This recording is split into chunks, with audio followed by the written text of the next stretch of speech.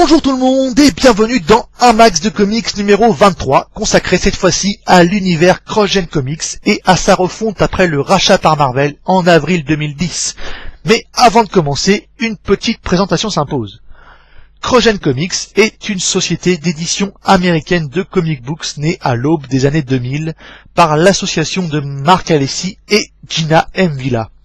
CrossGen qui a eu une vie éphémère de quelques années seulement, c'est-à-dire environ 4 ans. Alors pour moi, CrossGen c'est avant tout un phénomène qu'on retrouve cycliquement dans l'industrie des comic books et qui vient en fait du concept historique de rupture-continuité. Plus qu'un besoin d'indépendance pour créer leurs propres personnages et leurs propres séries, il s'agit en fait d'une recherche d'un nouveau marché, notamment à travers les univers d'heroic fantasy, tout ça après une vague marquée par un retour des super-héros avec Image Comics dans les années 90. Alors, pour que vous compreniez un peu mieux ce principe de cycle et de rupture-continuité, on peut faire aussi un parallèle avec Marvel et la renaissance des super-héros dans les années 60. Alors, pour ceux qui ne le savent pas, en 1969, Marvel connaît une baisse importante de son lectorat et est contrainte de se mettre à la recherche de nouveaux lecteurs, notamment avec l'adaptation de ce que je tiens entre les mains, donc des romans d'heroic fantasy de Robert E. Howard avec entre autres Conan le Barbare, Krull le Conquérant et Solomon Kane, tout ça dès 1975. Donc au dessin c'est du John Buscema, voilà qui réalise un travail extraordinaire avec beaucoup de détails. C'est vraiment, je crois que c'est sa meilleure œuvre, c'est Conan, voilà. Et c'est scénarisé par Roy Thomas qui affectionne tout particulièrement les œuvres d'Heroic Fantasy, et qu'on va retrouver en fait dans les années 80, beaucoup plus tard chez DC, avec la vague d'Heroic Fantasy, notamment chez Arak, Fils de la Foudre, voilà, scénarisé par Roy Thomas et dessiné par Ron Randall. Donc je vous montre quelques pages. Donc ça met en scène un Indien Kwantokha qui évolue dans un univers à cheval entre le Moyen-Âge et l'Antiquité. Donc on retrouve par exemple dedans Charlemagne ou d'autres figures historiques. Donc un Indien transposé dans une Europe ancienne ou médiévale, c'est vraiment pas mal. C'est au niveau du sujet, je trouve que c'est recherché. Et Arak, c'est un personnage qui est assez méconnu et qui mérite un max de comics spécial. Voilà, donc j'en ferai sans doute un jour, je ne sais pas quand. Bref, on a eu aussi Arion, Seigneur d'Atlantis, voilà, qui est scénarisé par Doug Moench et dessiné par Jan Duursema, je ne sais pas comment ça se dit. Bref, donc Arion, le Seigneur d'Atlantis, qui est un personnage disparu durant le crossover DC, donc Crisis on Infinite Earths. Donc c'est une série qui est assez sympathique, voilà, qui remet aussi un peu au goût du jour des espèces de trucs anciens, voilà, avec les pyramides, etc. Et moi, c'est pas une série que je kiffe particulièrement, mais j'aime bien le design de son ennemi juré, voilà, qui Seth, voilà, c'est lui, je vous le montre. Seth, voilà, qui a un design assez particulier, voilà, qui fait tout le charme de Arion, je trouve. Bref, moi, ma série préférée chez DC à cette époque-là, c'est Warlord, le scanner de Scartaris. Donc Warlord, ça parle de quoi? Donc d'abord, c'est dessiné et scénarisé par Mark Grell, donc c'est un propriétaire owned, voilà, ça lui appartient, c'est lui qui a fait toute l'œuvre. Donc là c'est magnifique au niveau des dessins, j'adore, c'est sur des grandes pages en plus en France, donc voilà, c'est super beau. Donc ça parle de quoi? C'est un aviateur qui s'écrase sur une terre souterraine où le temps s'écoule différemment. Bien sûr il va vivre plusieurs aventures avec des démons, un espèce de gros méchant, voilà, qui essaie toujours de se venger de lui, et c'est le seul à posséder une arme et la technologie avancée. Et ça se passe en fait pendant le conflit avec l'URSS, donc c'est pour ça qu'il s'écrase à cette époque-là. Bref, mais alors, vous allez me dire, CrossGen Comics, c'est quoi? Eh bien, CrossGen Comics est un univers cohérent nous présentant des mondes parallèles se situant entre l'Antiquité et le Moyen-Âge, voire pour certains, la Renaissance avec, ce que je tiens entre les mains, Ruse. Mais ces mondes ne vont pas au-delà de l'époque moderne, du moins dans les séries parues en France. Donc l'éditeur met en scène différents héros ou anti-héros qui n'ont aucun lien entre eux et qui évoluent de manière indépendante. Enfin, aucun lien, à part une marque, donc une marque qui apparaît sur les magazines, voilà, et sur les personnes elles-mêmes. Donc c'est le CrossGen, une espèce de yin et de yang, là, orange et jaune, et qui apparaît uniquement chez les personnes sujettes à un grand destin. Donc toutes ces personnes marquées possèdent des pouvoirs surnaturels qui leur permettent de diriger en tant que roi ou despote, combattre par la magie, et pour certains passer entre les mondes en créant des portails. Donc chaque personnage dans son histoire va évoluer, certains passant de tyran à libérateur, d'autres vont subir un voyage initiatique dans le but de terminer en fait leur quête et de découvrir les origines de la cross-gène. Donc tout ça selon les dires de Marc Alessi à l'époque. Donc chez Semic on a eu Sigil, on a eu Mystique, on a eu Meridian, on a eu Sion, on a eu The First, avant d'être intégré en fait dans les cross-gène Universe avec Sojourn. Donc voilà, vous voyez ici l'héroïne de Sojourn, Arwen.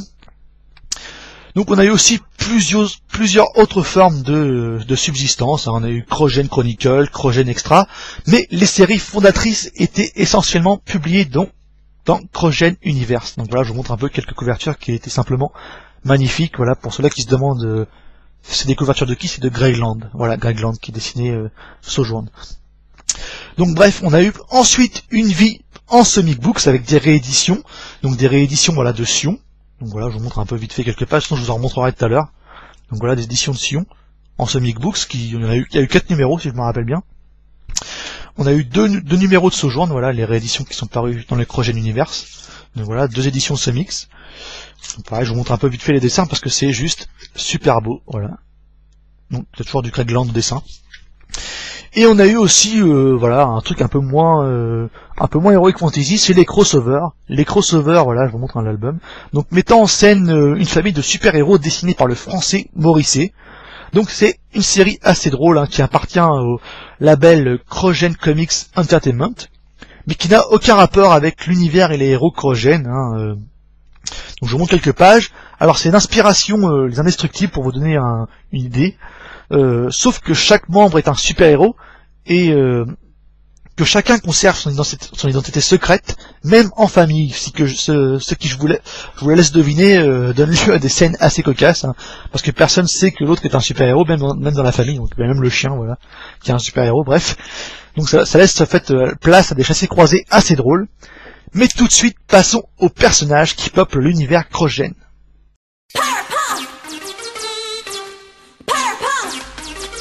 Dans cette partie, je vais en fait vous proposer une petite sélection personnelle des personnages des séries que l'on retrouvait en France dans les années 2000.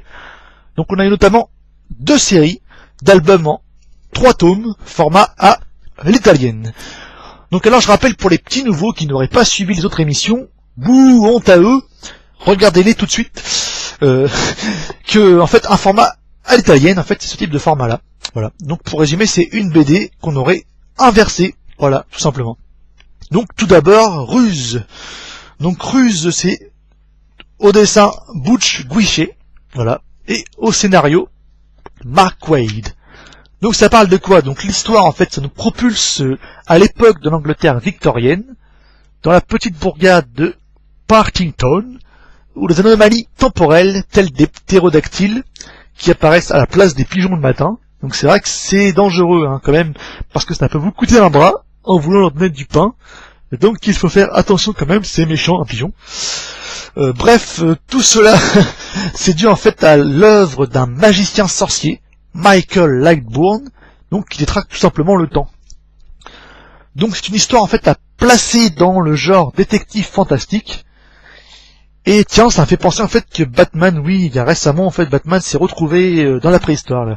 Bref, le scénario de Ruse est juste impeccable, les dessins super beaux. Donc moi, je vous le conseille. Retrouve-t-il le même format au pays des Pokémon avec la voix du samouraï?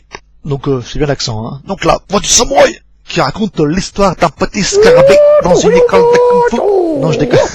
Je déconne, c'est pas du tout ça.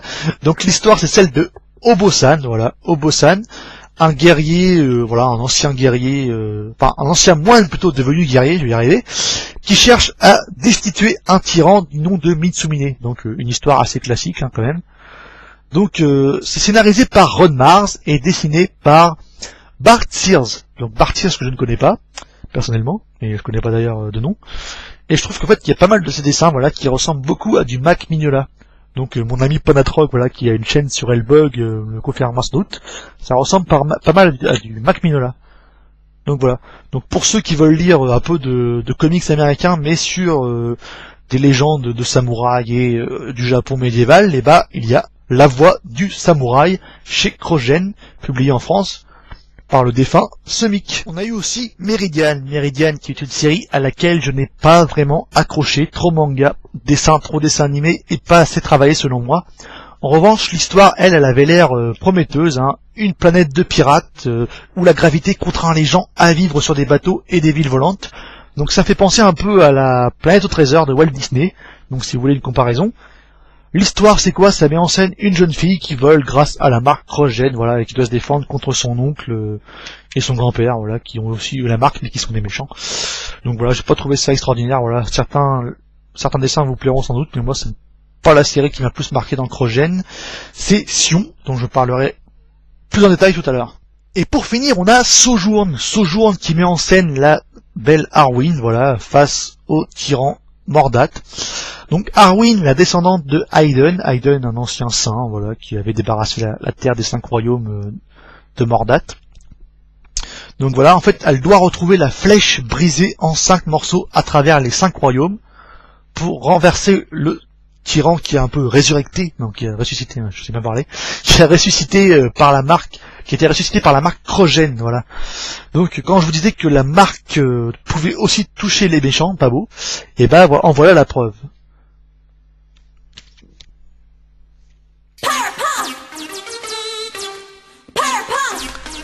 Ah, et pour finir en beauté, l'excellente série Sion qui est certainement ma série préférée de l'univers Krogen.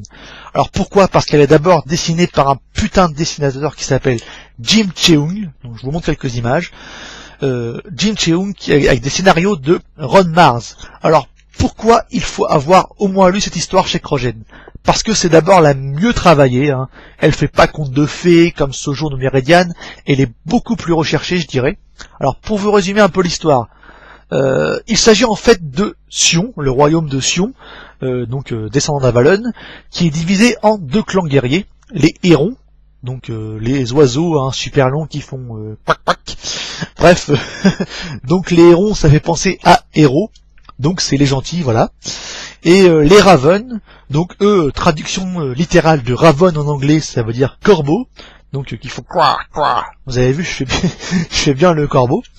Donc ils sont noirs, maléfiques et qui bouffent des cadavres sur la route, donc ça peut être forcément que des méchants. Donc il faut savoir que ces 2 familles se haïssent. D'ailleurs, on ne sait pas pourquoi, mais en fait ça peut venir surtout de leur mode de vie qui est très très différent. Donc les hérons, eux, sont un peuple contemplatif aux cheveux d'or, voilà, très instruit, et qui emploie ce qu'ils appellent les races inférieures comme des domestiques. Alors, les Raven, eux, c'est le contraire, c'est une race de comploteurs aux cheveux noirs charbon, qui pactisent avec les sorcières et ne jurent que par la guerre. Ils n'ont pas de domestiques, car ce sont en réalité des esclavagistes. Alors, il y a plusieurs trames dans l'histoire, mais on va commencer par le début, oui, forcément, c'est mieux. Donc, au début, on retrouve Ethan, le beau gosse aux cheveux longs, voilà, qui doit combattre lors du tournoi annuel face à Bronn, le fils aîné des Raven. Donc il doit combattre pour maintenir la paix à la frontière. Mais en fait, ce tournoi va réellement mal tourner, puisque en fait, c'est ce tournoi à l'épée que la marque Krogen va choisir pour se manifester. Donc maladroitement, Ethan va défigurer le visage de Bronn en lui arrachant l'œil droit. Donc voilà, ça fait un peu mal. Donc ce qui va contraindre en fait les hérons pacifistes à livrer leur fils dans les geôles des Raven pour maintenir la paix. Alors, pour se venger, lors d'une bataille, Bronn exécute le frère aîné d'Ethan. En effet, vous connaissez sans doute l'expression œil pour œil, dent pour dent. Et bien pour Bronn, c'est œil pour frère, dentier pour grand-mère. Donc voilà. Elle était nulle, cette blague, je sais. Bref, alors, il faut savoir, avant de continuer, que Ethan